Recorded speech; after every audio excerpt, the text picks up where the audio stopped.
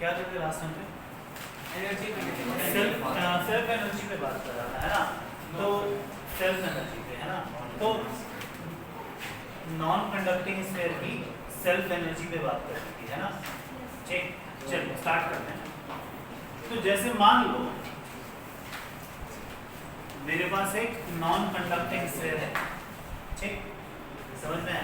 अगर ये सॉलिड है तो मतलब इसके अंदर यूनिफॉर्मली चार्ज मैंने भर दिया, गिवन है कि इसके अंदर यूनिफॉर्मली चार्ज पाया जा रहा है, ठीक, समझ में है? तो मान लो इसके अंदर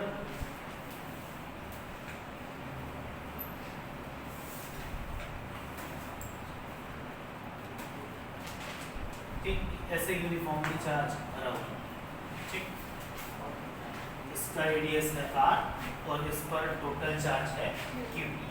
टोटल चार्ज है कितना? q, ठीक। तो बहुत ध्यान से समझो कि भाई सेल्फ एनर्जी क्या होती है? इस स्फीयर पे चार्ज असेंबल करने में जो भी आपने काम करा होगा वही क्या होगी? सेल्फ एनर्जी होगी, ठीक, समझ में? अच्छा याद है पिछली बार क्या करा था? पिछली बार था ये कि भाई साहब हमारा जो होलो स्फीयर था हमने इसके सरफेस पे चार्ज ला करके जमा करना शुरू किया था, ठीक। अच्छा सरफेस पे क्यों जमा कर रहे थे? क्योंकि अंदर की तरफ चार्ज आ ही नहीं सकता, बिल्कुल क्लियर है, ठीक। अब लॉजिकली एक बात बताओ, यहाँ पर जब तुम चार्ज जमा करोगे तो कहाँ जमा करोगे? अंदर बाहर या दोनों जगह जमा? दोनों ही जगह जमा। तो भाई स्टार्टिंग में क्या, भाई स्टार्टिंग में कुछ नहीं रहा होगा क्योंकि चार्ज यहाँ पर अंदर भी आ सकता है। तो सबसे पहला चार्ज कहाँ आया होगा? सेंटर में। सबसे पहला चार्ज कहाँ होगा? सेंटर पे, ठीक, समझ में? और फिर उसके बाद धीरे धीरे धीरे धीरे चार्ज क्या होने लगेगा? इकट्ठा, समझ में? तो जैसे मान लिया जो सबसे पहला चार्ज dq तुमने सेंटर पे लाके रखा होगा इनफाइनाइट से, ठीक, भाई बिल्कुल इनफाइनाइट से तो सेंटर पे पहला चार्ज रखा होगा, ठीक, उसको लाने में कितना वर्क करना पड़ेगा? 0, गुड, क्योंकि वहाँ पर पहले से कोई चार्ज नहीं था, क्योंकि वहाँ पर पहले से कोई चार्ज नहीं था, ठीक। फिर तुम धीरे धीरे धीरे dq dq dq dq करते करते वहाँ पर चार्ज क्या करते गए? जमा करते गए, ठीक, समझ में? तो हुआ क्या कि बिल्कुल स्टार्टिंग में कोई चार्ज नहीं था, फिर धीरे धीरे धीरे लेयर बाय लेयर यहाँ पर चार्ज क्या होने लगा? इकट्ठा, ठीक, समझ में? तो सोचो अगर मैं तुमसे बोल दूं कि यहाँ पर क्या है कि जब चार्ज इकट्ठा होना शुरू होगा तो स्फीयर पे अमाउंट ऑफ चार्ज भी बढ़ेगा और साथ ही साथ इस गोले का साइज भी क्या होता जाएगा? बड़ा होता जाएगा। अरे हाँ कि ना? तो पिछली बार क्या था, जो हॉलो स्फीयर था उसमें रेडियस फिक्स था क्योंकि सारा चार्ज कहाँ आ रहा था? सरफेस से, ठीक है। अब की बार क्या है कि जब चार्ज जमा हो रहा है अंदर भी तो गोले का साइज भी बढ़ रहा है और चार्ज भी बढ़ रहा है। समझ में आ रही है बात? अरे समझ में आ रही है? कोई दिक्कत किसी तरह की कोई? तो स्टार्टिंग में बिल्कुल भी चार्ज नहीं रहा होगा, तुमने किसी भी स्टार्टिंग में बिल्कुल भी चार्ज नहीं रहा होगा, 0 चार्ज था, फिर dq चार्ज है dq चार्ज है, करते करते करते करते करते किसी टाइम t पर देखा कि q चार्ज इकट्ठा हो गया। इस समय गोले का रेडियस कितना है? r। फिर चार्ज और इकट्ठा हुआ और इकट्ठा हुआ और इकट्ठा हुआ और अब ये बड़ा गोला बनके तैयार हो गया। क्या इतनी बात समझ में आई? ठीक, हमें निकालना है कि भाई यहाँ से लेकर के यहाँ तक हम जो कुछ भी काम करेंगे सिस्टम को बनाने में वही इसका क्या कहलाएगा? सेल्फ एनर्जी कहलाएगा। समझ में आई बात? अरे आई नहीं आई? आई नहीं आई? कोई दिक्कत? स्टार्ट करें? चलो अब देखो ध्यान से देखना बिल्कुल।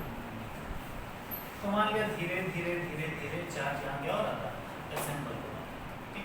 तो मैंने किसी टाइम p पर देखा कि इस समय यहाँ पे चार्ज कितना है? q और रेडियस कितना है? स्मॉल, ठीक। अब एक छोटे से चार्ज dq को अगर मैं यहाँ पे लाके रखूँ, ठीक, तो इस छोटे से चार्ज dq की छोटी सी पोटेंशियल एनर्जी कितनी है? अरे कितनी होगी?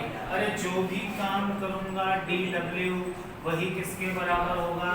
du के बराबर होगा, यानी कितना होगा? अरे कितना होगा?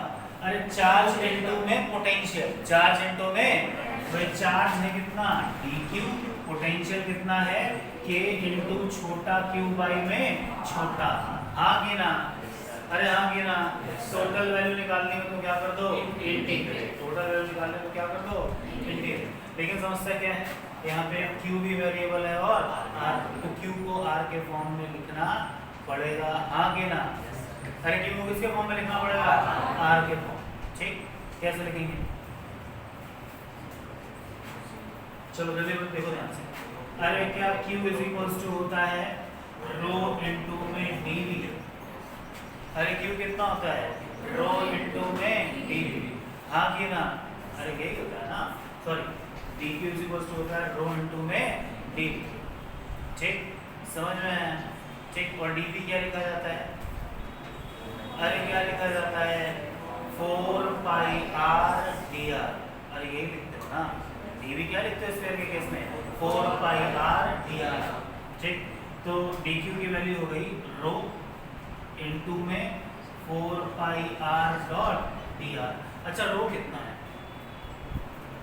अरे रो कितना है, अरे टोटल चार्ज भाई टोटल वॉल्यूम, टोटल चार्ज भाई टोटल वॉल्यूम, टोटल चार्ज कितना capital Q divided by total volume, total volume यानी 4/3 पाई इनटू में कैपिटल R का Q multiplied by 4 pi R dot dr।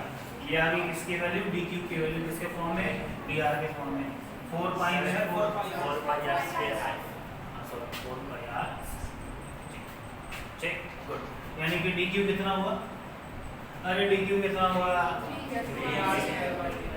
3q by में r क्यूब इनटू में r square dot dr, ये किसकी value आ गई dq की, ये वैल्यू किसकी आ गई dq, ठीक, समझ में आया, कोई दिक्कत किसी तरह की कोई, अच्छा ये तो आ गई dq की वैल्यू, ठीक। ऐसे ही छोटे q की भी वैल्यू लिखनी पड़ेगी, छोटा q क्या लिखोगे, अरे छोटा q क्या लिखोगे, अरे छोटा q लिखा जाएगा density multiplied by volume, density multiplied by density कितनी कैपिटल Q बाई 4/3 पाई बड़े R का Q मल्टीप्लाइड बाई इतने वाले स्फीयर का वॉल्यूम, कितना वॉल्यूम होगा इसका 4/3 पाई इनटू में छोटे R का Q, 4/3 पाई 4/3 पाई मर जाएगा, वैल्यू Q की कितनी आएगी Q बाई में R क्यूब मल्टीप्लाइड बाई छोटा R क्यूब मल्टीप्लाइड बाई छोटा R क्यूब, हाँ के ना, अरे हाँ के ना। तुम्हें dq की भी वैल्यू पता है R के फॉर्म में, छोटे q की भी वैल्यू पता है R के फॉर्म में, यहाँ लिखो इंटीग्रेट करो, आंसर बताओ क्या है।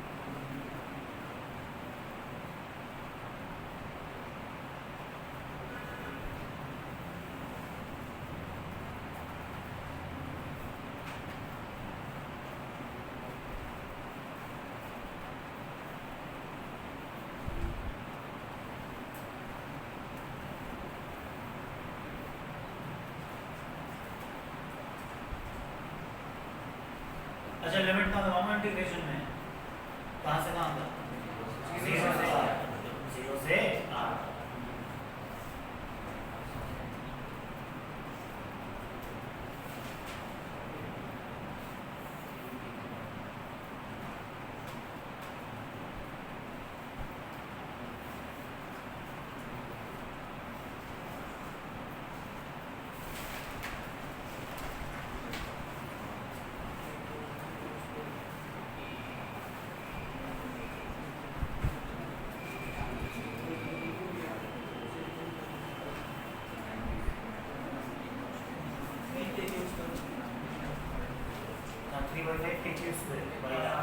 यही आ रहा है ना? 3/5 kq²/r। चलो देख लो जिनसे नहीं हुआ। ठीक, चलो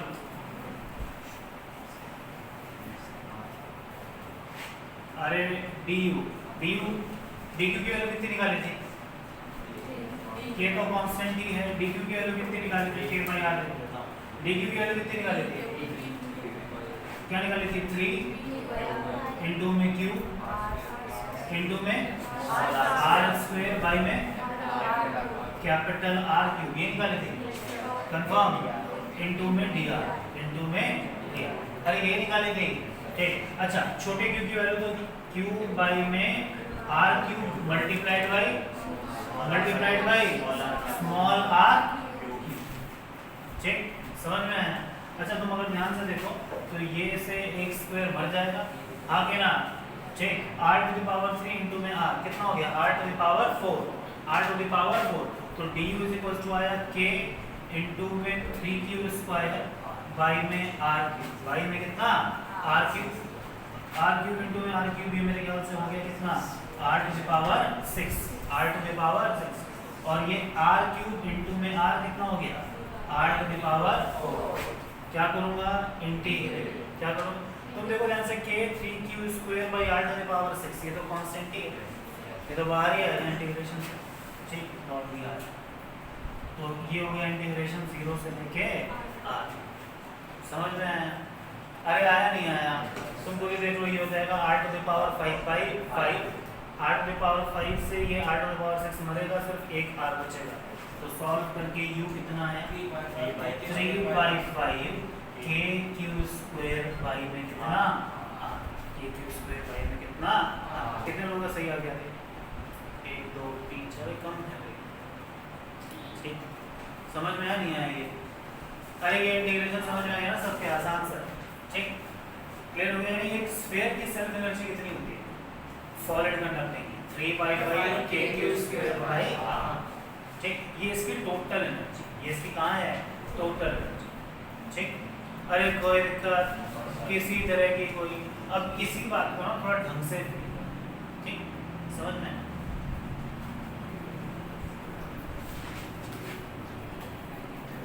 चलो सब बोर्ड पे देखो। चलो अभी तक देखो बोर्ड में। मान लो मैंने कहा कि ये मेरे पास क्या था? एक स्फीयर, ये मेरे पास क्या था? एक स्फीयर, सॉलिड नॉन कंडक्टिंग। इसके अंदर चार्ज क्या होगा? यूनिफॉर्मली।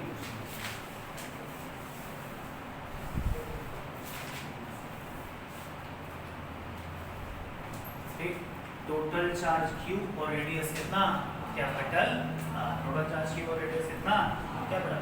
अच्छा एक बात बताओ, इसकी टोटल एनर्जी कितनी है? u is equals to 3/5 kq²/r। अच्छा ये जो एनर्जी है, पिछली बार क्या था? एनर्जी सरफेस से लेके कहाँ थी? इनफाइनाइट तक। अंदर कोई एनर्जी नहीं थी, अंदर कोई एनर्जी नहीं थी। तो मुझे यहाँ सोचिए, बताओ क्या यहाँ अंदर भी एनर्जी होगी? क्योंकि अंदर भी यहाँ पर इलेक्ट्रिक फील्ड है। अरे इस केस में यहाँ पर अंदर भी इलेक्ट्रिक फील्ड है, इसलिए स्फीयर की एनर्जी अंदर भी है और बाहर भी है। ठीक, समझ में? तो अब हमसे पूछ लेते हैं कई बार कितनी एनर्जी अंदर होगी, कितनी एनर्जी बाहर।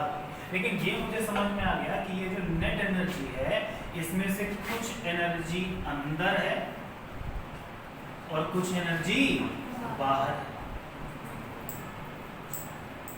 ठीक, समझ में? कोई दिक्कत? अच्छा अंदर और बाहर कितनी एनर्जी है, अगर हमको ये निकालना हो तो एक लॉजिक, क्या लॉजिक है? समझो, अगर मैं इन दोनों को जोड़ दूंगा तो क्या ये टोटल एनर्जी के बराबर होगा? इसमें कोई समस्या नहीं। ठीक, अच्छा एक बात बताओ, ये जो एनर्जी थी वो किसके फॉर्म में स्टोर हो रही थी? इलेक्ट्रिक फील्ड के फॉर्म में। किसके फॉर्म में? इलेक्ट्रिक फील्ड के फॉर्म में। तो अगर मैं आपसे बोल दूं कि भाई साहब जो इलेक्ट्रिक फील्ड का पैटर्न है, जो इलेक्ट्रिक फील्ड का पैटर्न है, वही बताएगा कि कितनी एनर्जी होगी। अरे हाँ कि ना? ठीक, तो तुम एक बात बताओ, अगर मैं इसको कंपेयर करूं एक ऐसे स्फीयर से जो हॉलो है और सारा चार्ज कहाँ है? सरफेस। सारा चार्ज कहाँ है? ठीक, तो मुझे बताओ इसमें और इसमें क्या चीज सेम है? भाई इस पर भी चार्ज Q है और रेडियस R है, इस पर भी चार्ज Q है, इस पर भी चार्ज Q है और रेडियस कितना है R। तो मुझे बताओ इन दोनों में क्या चीज कॉमन है? हाँ, चार्ज और रेडियस। इसके अलावा मैं ढंग की बात बताऊँ, बाहर की तरफ इलेक्ट्रिक फील्ड, अरे बाहर की तरफ यहाँ भी इलेक्ट्रिक फील्ड KQ2/R है और यहाँ भी सॉरी KQ/R² है और यहाँ भी KQ/R²। अंदर चाहे जो भी खेलो लेकिन बाहर की तरफ दोनों का इलेक्ट्रिक फील्ड का पैटर्न सेम है, बाहर की तरफ दोनों का पोटेंशियल का पैटर्न सेम है। समझ में है? तो अगर मैं तुमसे बोल दूं भाई इसके बाहर जैसी इलेक्ट्रिक फील्ड यहाँ है वैसी ही इलेक्ट्रिक फील्ड यहाँ है, अरे हाँ कि ना? ठीक, लॉजिकली बोलना लोग। तो क्या दोनों के लिए बाहर मौजूद एनर्जी सेम हो? अरे दोनों के लिए बाहर मौजूद एनर्जी क्या होगी? सेम होगी। दोनों के लिए बाहर एनर्जी कितनी होगी? सेम। तो तुम मुझे बताओ यहाँ पर सीधा सीधा बाहर वाली एनर्जी लिख दूँ अगर KQ2/2R तो कोई दिक्कत? अरे बाहर जितनी पहले एनर्जी थी उतनी ही क्या रहेगी अब? क्यों? क्योंकि इलेक्ट्रिक फील्ड लाइन का पैटर्न बदल नहीं रहा, बाहर की तरफ जैसा पैटर्न वैसी एनर्जी। लॉजिक समझ में आ रहा है? वैसे तुम चाहो तो मैं एक तरीके से और निकाल सकता हूँ। याद है मैंने आपको कहा था प्रेशर वाले फॉर्मूले से? अबे यार ठीक, समझ में है? तो एक बात बताओ, निकाला था प्रेशर वाले तरीके से आंसर सेम आया था? लगेगा सेम आया था। कितने लोगों ने ईमानदारी से बताया निकाला था? मैंने बोला था कि एक तरीके से और निकाल के दिखा दूंगा प्रेशर वाले। कितने लोग हैं जिन्होंने खुद से घर जाके ट्राई करा? देखो अगर तुम छोटी छोटी चीज़ें जो मैं क्लास में बोलता हूँ तुम अगर घर जाके नहीं करोगे, घर जाके नहीं करोगे तो पहले समझ लो नुकसान क्या है। सबसे बड़ा नुकसान ये कि तुम्हारा खुद का दिमाग नहीं चलेगा, तुम्हारे खुद का थॉट प्रोसेस नहीं डेवलप होगा और तुम कहीं भी सेलेक्ट नहीं होगे। इस चीज़ को समझ लो, ठीक है? समझ में? क्यों? क्योंकि तुम्हारा जो थॉट प्रोसेस है वो ऐसा नहीं है सिर्फ फिजिक्स पे असर डालता है। यशिका और बगल में बात नहीं करें, ये बाहर बैठाऊंगा कल से नहीं तो, ठीक? तो इस चीज़ को समझें कि भाई प्रॉपरली जो है अगर आपका दिमाग नहीं चल रहा है तो दिक्कत है, ठीक है? और फिर ऐसा नहीं फिर फिजिक्स में दिक्कत होगी, फिर अगर आपका दिमाग नहीं काम करेगा तो आपको हर सब्जेक्ट में दिक्कत आएगी। आप कैसे और कहाँ तक चीज़ें रखेंगे, ठीक? तो इस चीज़ को पहली बात तो समझ लें अच्छे से। जो पॉइंट नंबर 2 है, ठीक, कि तुम क्यों नहीं करते हो? क्योंकि भाई इसका सबसे बड़ा कारण तुम्हारा सब्जेक्ट में कोई इंटरेस्ट ही नहीं। फिर तुम्हारा जब इंटरेस्ट होगा तुम क्लासरूम में कोई धक्के से आ जा रहे हो, पढ़ के चले जा रहे हो, तुम्हारा कोई खास इंटरेस्ट है नहीं सब्जेक्ट में, तो चलो ठीक है 1 घंटे में जो मास्टर ने कराया ठीक नहीं करा। मैं बता रहा हूँ ये सब किताब में तुम ऐसे ढूंढते रहोगे मिलेगा नहीं, कितनी अंदर कितनी बार सब रटना पड़ेगा, ठीक है? बहुत लॉजिकली ढंग से एक्सप्लेन कर रहा हूँ, उसको पढ़ लो। तुम किताब पढ़, अच्छी से अच्छी किताब भी पढ़ोगे तो उसमें इस तरीके से एक्सप्लेन नहीं करा है।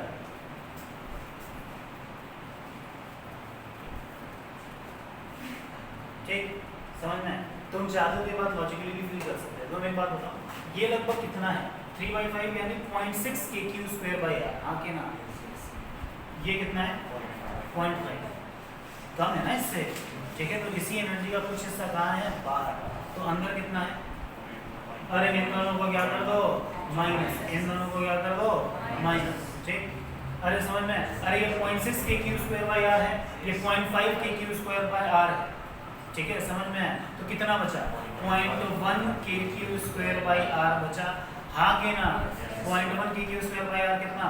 That is KQ²/10, KQ²/R multiplied by 10। तो अंदर एनर्जी कितनी होगी? KQ²/10R, KQ²/10R। अरे टोटल है 0.6, 0.5 बाहर और 0.1 अंदर। खत्म। बिल्कुल थोड़ा थोड़ा समझ में आ रहा है, हरियाली छा रही है जीवन में।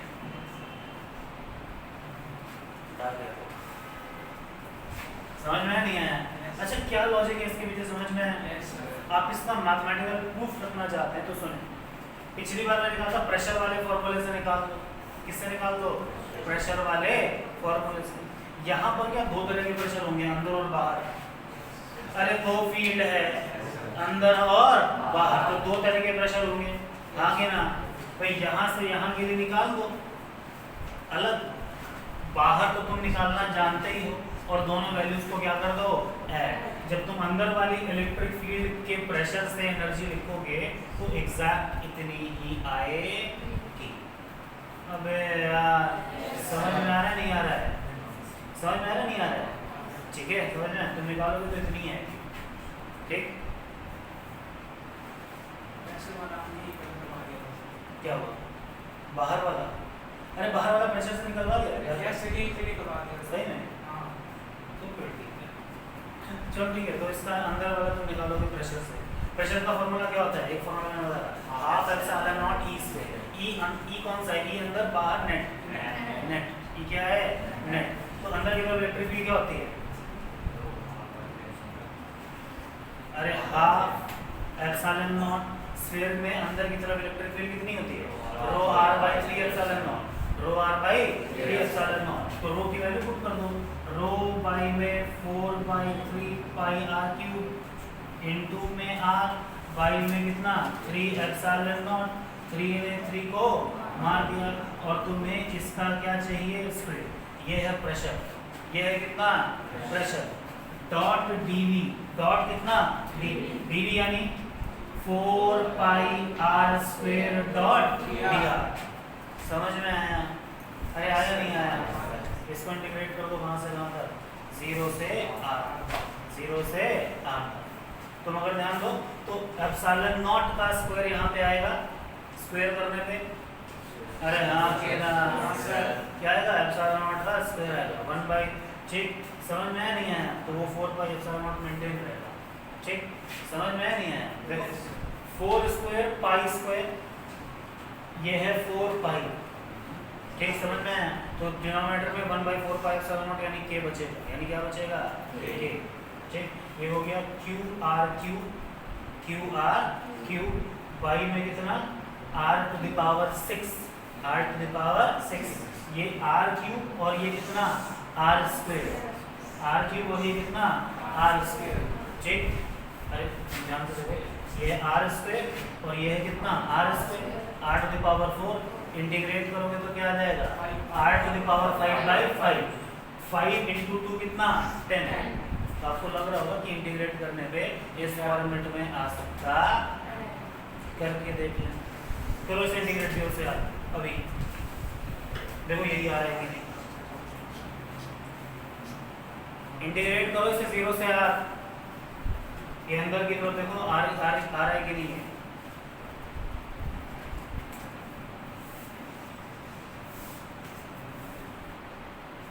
तो वहाँ 3 क्यों बैठे हैं? आगे हैं, एक सीट पीछे बैठे। आगे आ जाओ बेटा, जब जगह तो क्यों पीछे कोने में छुप के बैठा है?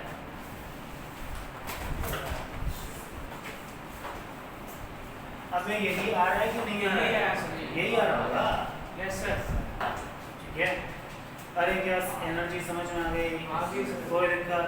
चलो अब एक टेबल बनाओ, सारी वैल्यू हम एक साथ लिखते हैं।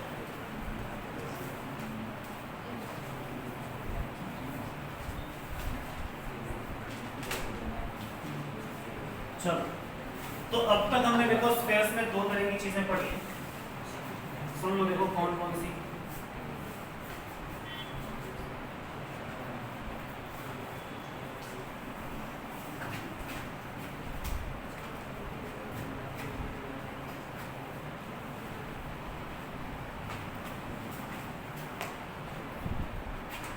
चलो सीधी लेनी जी।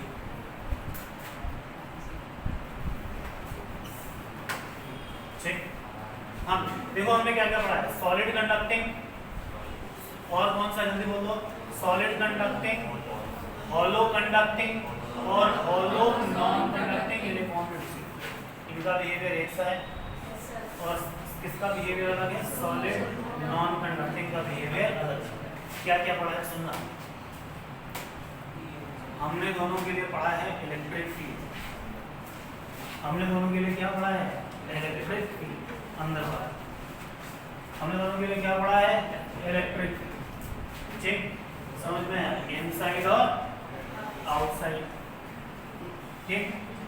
और क्या पढ़ा है जल्दी बताओ, अरे और क्या पढ़ा है, ठीक है, इनके ग्राफ पढ़े हैं, इनके क्या पढ़े हैं, ग्राफ पढ़े हैं ठीक ठीक ठीक, इनके क्या पढ़े हैं, ग्राफ ठीक, समझ में आया। तो ई आर का क्या ग्राफ, ई आर का क्या पढ़ा है, ग्राफ ठीक, समझ में आया। फिर क्या पढ़ा है, पोटेंशियल, फिर क्या पढ़ा है, पोटेंशियल ठीक ठीक, समझ में आया, पोटेंशियल ठीक, इनसाइड और आउटसाइड ठीक, समझ में। फिर क्या पढ़ा है, इनका ग्राफ, फिर क्या पढ़ा है, इनका ग्राफ। ग्राफ के लिए अलग से कॉलम बना लेंगे, यहाँ जगह नहीं, मुझे फॉर्मूला लिखना है। उसके बाद हमने क्या पढ़ा है, सेल्फ एनर्जी, इसके बाद क्या पढ़ा है, सेल्फ है ना। अब चलो बोलते हैं, इलेक्ट्रिक फील्ड इनसाइड कितनी, 0, आउटसाइड कितनी, k क्यू स्क्वायर बाई छोटा है ना, k क्यू बाई r ठीक। ग्राफ कैसे बनता था, अंदर कुछ नहीं और बाहर ऐसे इनवर्सली प्रोपोर्शन, हाँ कि ना।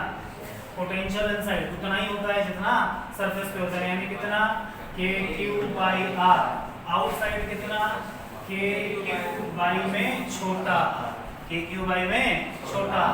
सेल्फ एनर्जी कितनी, k क्यू स्क्वायर बाई में 2r, कहां से कहां तक बिखरी रहती है, सरफेस से इन्फिनिटी, यानी r से इन्फिनिटी। अरे हाँ कि ना, चलो यहाँ बोलते हैं इलेक्ट्रिक फील्ड कितनी, अरे इलेक्ट्रिक फील्ड कितनी, rho R by 3 epsilon, electric field कितनी, rho R by 3 epsilon, value put करके तुम रो की लिख सकते हो, rho R by 3 epsilon naught, हाँ कि ना। बाहर की तरफ कितनी, k क्यू बाई छोटा r स्क्वायर ठीक। ग्राफ कैसा बनेगा, पहले स्ट्रेट और फिर, समझ में। चलो आगे, पोटेंशियल इनसाइड कितना, पोटेंशियल इनसाइड कितना होता था, k क्यू बाई में, k क्यू बाई में 2r क्यूब ब्रैकेट में 3r स्क्वायर माइनस छोटा, अरे k क्यू बाई में 2r क्यूब और यहाँ पे क्या है, 3r square minus r square, ये यहाँ फॉर्मूला है, 3r square minus r square, ये इंपॉर्टेंट फॉर्मूला याद होना चाहिए।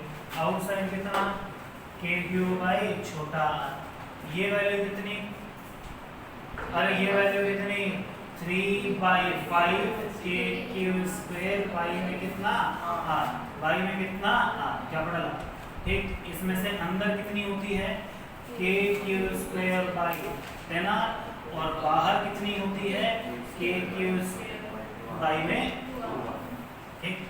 अरे समझ में आया, यहाँ पर एनर्जी पूरा 0 से इनफाइनाइट तक, समझ में आया नहीं आया, यस सर, कोई दिक्कत, सारी चीजें ढंग से छाप लें।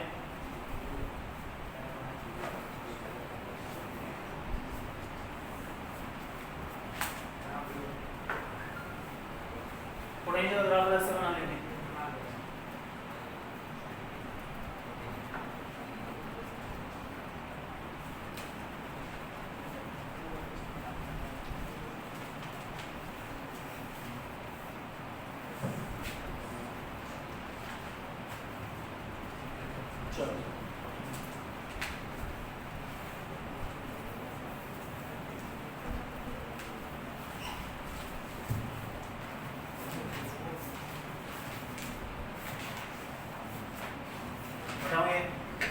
बना लिया सबने, अब खुद से बना लो, खाली से बननी है।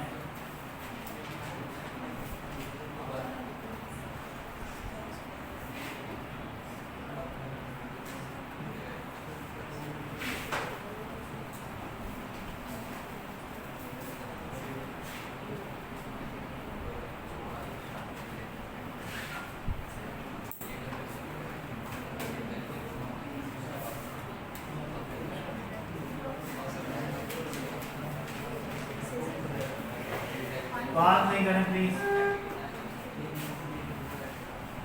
चलो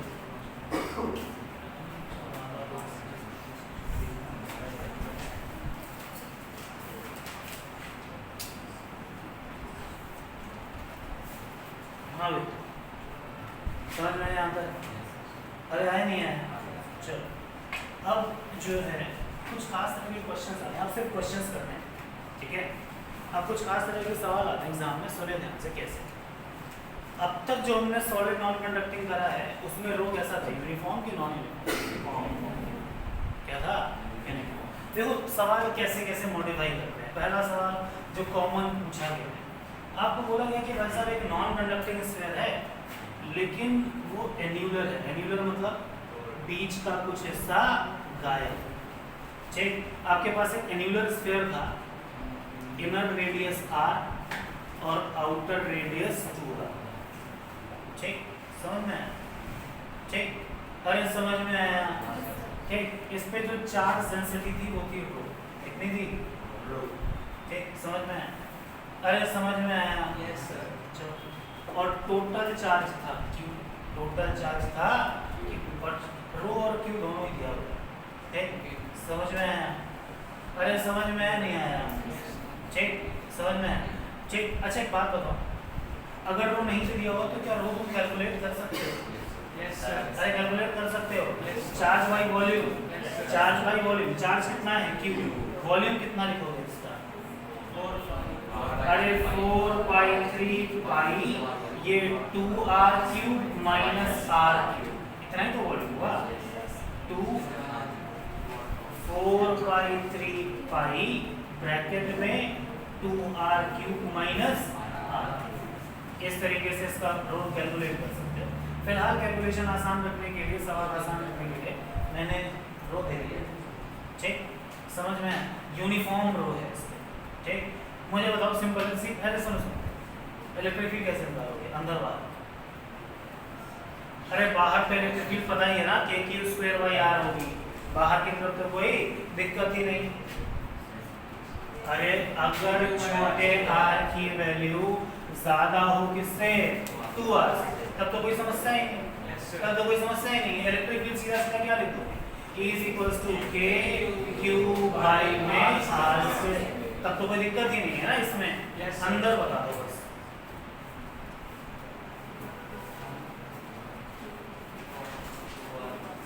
अरे अंदर देखो, सुनना, 0 से लेकर के r तक किसी तरह की कोई इलेक्ट्रिक फील्ड पाई नहीं जाएगी। अरे 0 से लेके r तक किसी तरह की कोई इलेक्ट्रिक फील्ड पाई नहीं जाएगी। सिर्फ कहां से कहां पाई जाएगी? r से 2r। समझ में आया? r से लेके कहां तक? 2r। ठीक, समझ में आया नहीं आया? ठीक, समझ में आया? अरे आया नहीं आया? ठीक है, समझ में आया? चलो निकालो।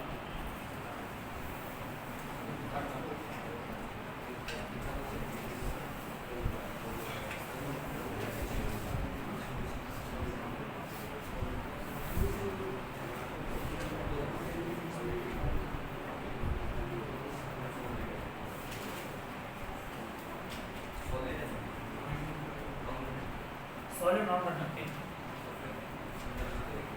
अरे जब Q इनक्लोज लिखते हो, ठीक है, Q इनक्लोज क्या लिखते हो? Integral of rho dot dv। अरे Q क्या लिखा जाता है? Integration of rho dot dv, यही लिखते हो ना? यानी ये लिखते हो ना? ठीक है, जब अंदर पूरा चार्ज भरा रहेगा तो लिमिट 0 से r, है ना? ठीक, और क्योंकि अब की बार यहाँ 0 से लेके r तक कोई चार्ज नहीं है तो लिमिट कहाँ से कहाँ r से लेके, अगर अपनी सरफेस तक निकालना हो तो 2r, और अगर किसी जनरल दूरी तक निकालना हो तो छोटे r से बड़ा। अरे e आउटसाइड कोई समस्या, कोई दिक्कत नहीं है ना? अच्छा, अगर r की वैल्यू 0 से ज्यादा हो, अगर r की वैल्यू कितने से ज्यादा हो? 0 से ज्यादा हो, लेकिन कैपिटल R से कम, लेकिन कैपिटल R से कम, क्या इलेक्ट्रिक फील्ड 0 होगी?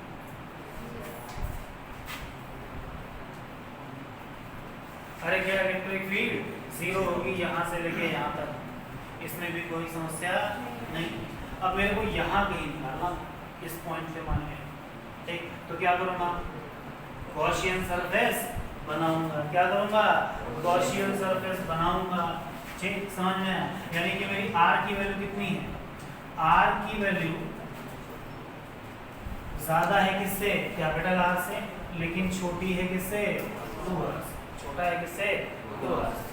तो इलेक्ट्रिक फील्ड होगी, तो इलेक्ट्रिक फील्ड होगी क्योंकि यहाँ पर चार्ज है। क्या लिखेंगे हम, close integral of E dot कितना dA is equals to total charge enclosed by epsilon naught. Total charge enclosed कौन से हिस्से में, इस हिस्से, कौन से हिस्से में, इस हिस्से में। अरे हाँ कि ना, कोई दिक्कत, ठीक। अच्छा E dA क्या लिखा जाएगा, 4 पाई छोटा r स्क्वायर, ठीक, समझ में आया। Is equals to charge enclose, इस हिस्से में चार्ज इनक्लोज निकालना है, कैसे निकालोगे, अरे कैसे निकालोगे, रो इनटू में वॉल्यूम, रो इनटू में कितने हिस्से का वॉल्यूम कैसे लिखोगे, अरे या तो फिर इंटीग्रेशन से लिख लो, या तो किससे लिख लो, इंटीग्रेशन से। इंटीग्रेशन से कैसे, अरे चार्ज कितना होता है, टोटल चार्ज कितना होता है, रो इनटू में कितना डी, रो इनटू में कितना डी, रो इनटू में कितना डी, ठीक, बाई में कितना है ये एप्सिलॉन, ठीक। अरे रो तो कांस्टेंट है, बाहर ही आ जाएगा, रो कांस्टेंट है, कितना आ जाएगा बाहर, ठीक, समझ में, उसमें तो कोई समस्या नहीं, ठीक, समझ में। डीवी में कितने हिस्से का वॉल्यूम कितना पड़ेगा, ठीक। अरे समझ में आया, अरे समझ में आया नहीं आया, कोई दिक्कत, इतने हिस्से का वॉल्यूम लिख लोगे, अरे लिख लोगे कि नहीं लिख लोगे, सिर्फ इतने हिस्से का वॉल्यूम क्या लिखोगे, 4 पाई 3 पाई इनटू में जल्दी बोल दो r cube minus capital r cube, अरे यही हुआ ना वॉल्यूम, अरे यही हुआ ना वॉल्यूम, ठीक। यानी E is equals to 4 pi are square is equals to rho constant है, रो क्या है, कांस्टेंट है, इनटू में dv, dv यानी 4 पाई 3 पाई आगे, अरे क्या जल्दी बोलो, small r cube minus capital r cube, by में कितना ऐसा जाएगा, 4 पाई में 4 पाई को मार दिया, ठीक, समझ में।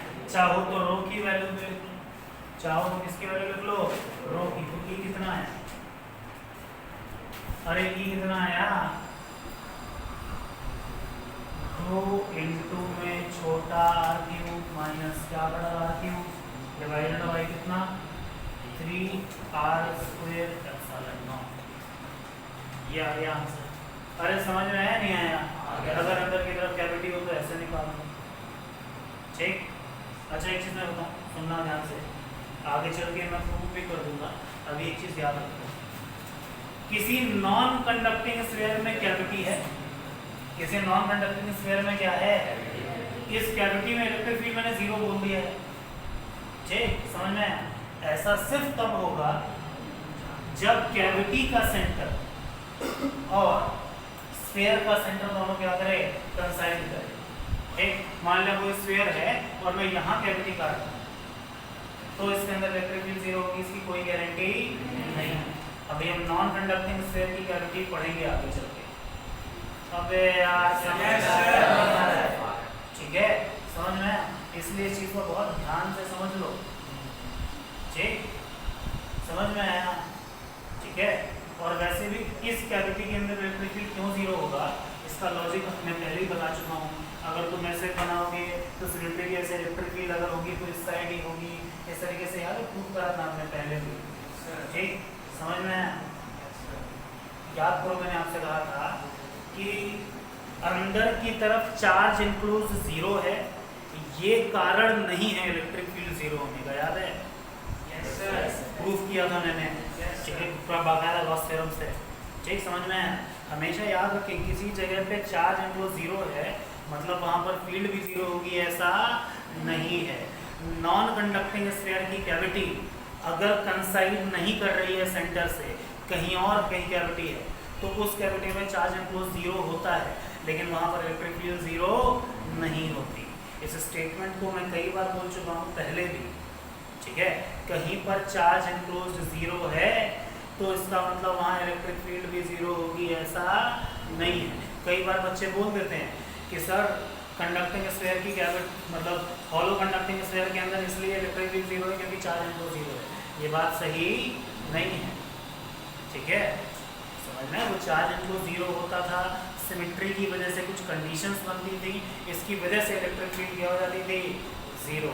इस चीज को अच्छे से समझ लें, समझ में आया। कहीं पर किसी क्लोज सरफेस में चार्ज इनक्लोज जीरो है, इसका मतलब ये नहीं है कि वहां इलेक्ट्रिक फील्ड भी जीरो होगी। इसका सबसे अच्छा एग्जांपल होता है नॉन कंडक्टिंग स्फीयर की कैविटी, ऐसी कैविटी जिसका सेंटर कंसाइड ना करे। पढ़ेंगे वहां पर इलेक्ट्रिक फील्ड निकालना सीखेंगे, कितनी इलेक्ट्रिक फील्ड आती है। समझ में आ रहा है थोड़ा? यस सर, है ना। चलो ठीक। अच्छा, अगर रो वेरिएबल ले लूं तो, अरे रो वेरिएबल ले लूं तो वैसे क्या होगा, इंटीग्रेट। एक सवाल कर दो जरा मुझे। एक स्फीयर है,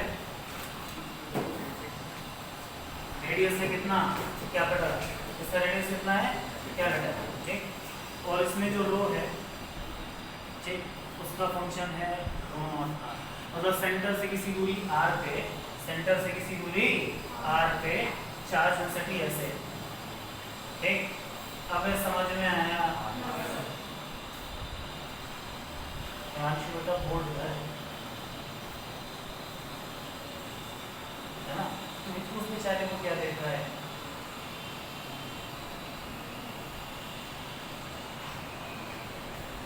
अजीब समस्या है आजकल लोगों के साथ, क्या चले भाई, लेकिन निकाले अंदर की तरफ क्यों निकालते हैं, जल्दी से, टाइम पास सवाल है, जल्दी से निकाल दो। सेंटर से किसी दूरी r पे,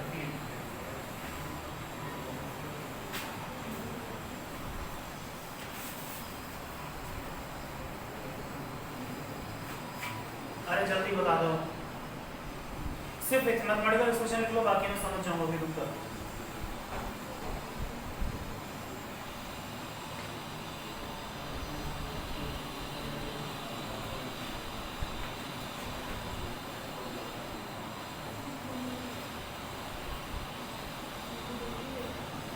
सिर्फ एक्सप्रेशन लिख दो।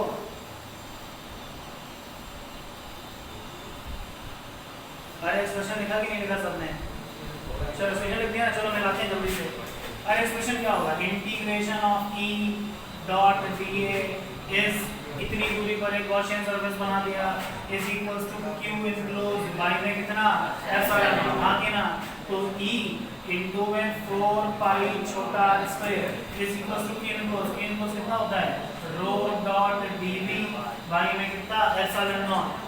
अरे हाँ कि ना, कोई दिक्कत। अच्छा, E इंटू में 4 pi r square is equal to rho कितना है, अरे रो कितना दिया हुआ है, rho r, that is rho naught r, यही दिया हुआ है ना। और dv क्या लिखना पड़ेगा यहाँ पे, 4 pi r square dot dr by में कितना एप्सिलॉन। अरे हाँ कि ना, लिमिट कहाँ से कहाँ लगेगी यहाँ पे, 0 से r, 0 से। अच्छा चलो, अगर मान लो मैं बोल दूं कि से किसी दूरी x तक कैविटी है, किसी को, तो लिमिट कहाँ से कहाँ लग जाएगी, x से कैपिटल करना, थोड़ा स्टैंडर्ड कर दूंगा। अब ये समझ में आया नहीं आया, कोई दिक्कत किसी प्रकार की, कोई आगे बढ़े यहाँ से,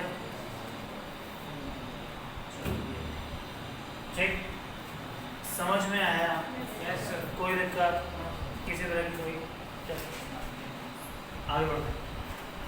क्या ये रो की वैल्यू अलग अलग है, थोड़ा टाइम पास करा दो या नया वैरायटी देखें? अच्छा एक बात हो, सिर्फ पूछना, ठीक, रोडो में एक सवाल दिया होगा, ठीक, बस पूछना हो कर पाओगे कि नहीं कर पाओगे। मान लो मैं तुम्हें दो अलग अलग, एक स्फीयर दे दूं, सुनना, मैं स्फीयर दे दूं, मैं बोलूँ भाई साहब ये जो स्फीयर है ना, ये 2 लेयर्स से मिलके बना है।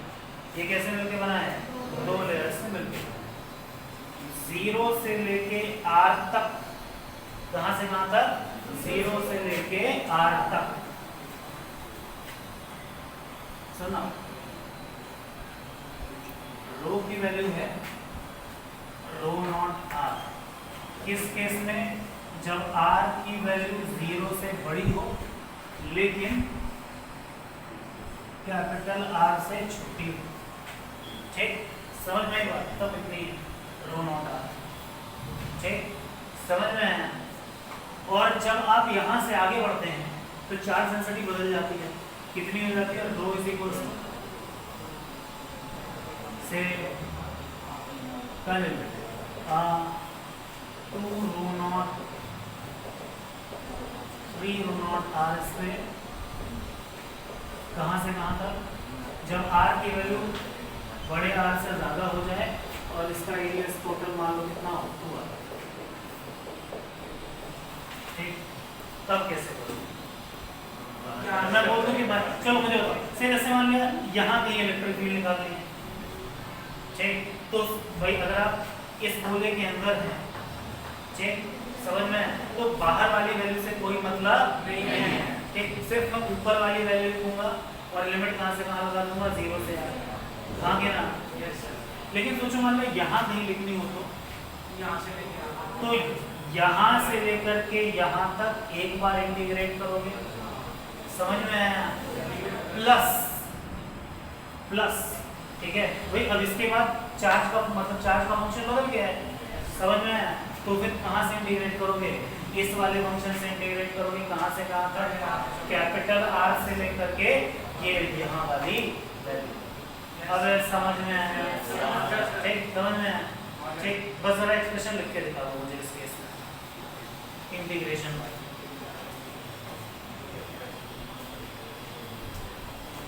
ठीक, अरे देखो इधर की तरफ तो ये तो पता है ना, integration of E dot D R, D A ही लिखा जाएगा और डी ए तो आ जाएगा सीधा 4 pi are square D R. LHS में कोई दिक्कत नहीं है। आरएचएस में क्या लिखना होगा? फॉर्मूला होता है 1 by epsilon not times of total charge enclosed. Total charge enclosed में क्या लिखोगे?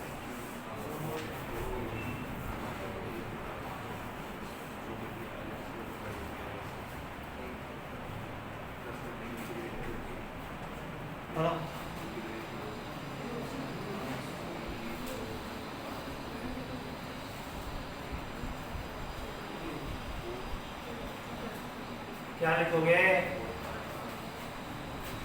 अरे ब्रैकेट में इंटीग्रेशन एक बार यहाँ से लेके यहाँ तक, सिर्फ एक्सप्रेशन ही लिखना है ना।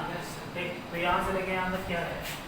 रो R dot D V, D V यानी 4 pi are square dot D R. Limit 0 से लेके स्मॉल आर तक, सॉरी 0 से लेके कैपिटल आर तक, प्लस इसके बाद खेल बदल गया। तो जो नया वाला फंक्शन है इंटीग्रेशन ऑफ, जल्दी जल्दी, 3 rho naught R square, 3 rho naught R square dot DV, DV यानी 4 pi are square dot D R. Limit कहाँ से कहाँ? कैपिटल आर से लेकर स्मॉल आर। समझ में आया? कितने लोगों ने सही क्वेश्चन लिखा था? ये थोड़ा सा टफर वेरिएंट हो गया इसका, समझ में आया? अरे आया नहीं आया? एक बार फील्ड लिख लोगे तो क्या पोटेंशियल भी लिखा जा सकता है? अरे integration of E dot D are के आगे माइनस साइन, ये वैल्यू किसकी हो गई? पोटेंशियल। ये वैल्यू किसकी हो गई? समझ में? अरे समझ में आया? कोई दिक्कत किसी तरह की? कोई आगे बढ़ना है यहाँ से? चलो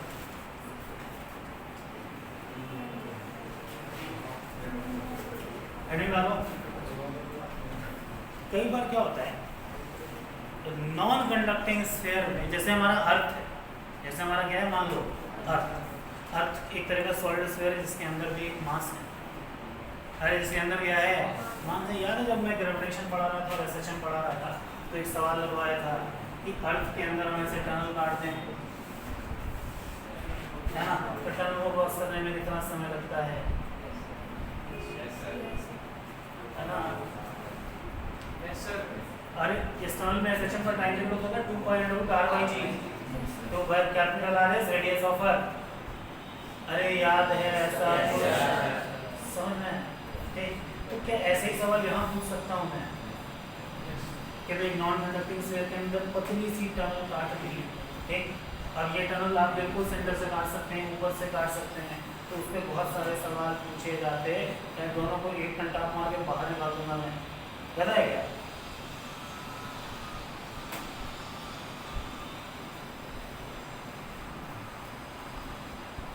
या फिर तू बोलेगा तेरे समझ में नहीं आती है, कैसे समझ में आएगी? एक बार वो बच्चा बोले जो क्लास में 1 घंटा प्रॉपरली सुन रहा है तो समझ में भी आए। मुझे कोई ज़रूरत नहीं है ये सब कराने की, मैं सही बता रहा हूँ। तुमको बोल दूँगा तुम क्वेश्चन करते रहो, डाउट लेते रहना, बोल के मैं आगे बढ़ सकता हूँ। कायदे से देखा जाए तो इलेक्ट्रोस्टैटिक्स 2 गॉस थ्योरम पढ़ाते ही खत्म हो जाता है बहुत। मैं सीधा आज के 1 हफ्ते पहले कैपेसिटर स्टार्ट कर सकता था, ठीक है, और बहुत लोगों ने स्टार्ट कर भी दिया होगा।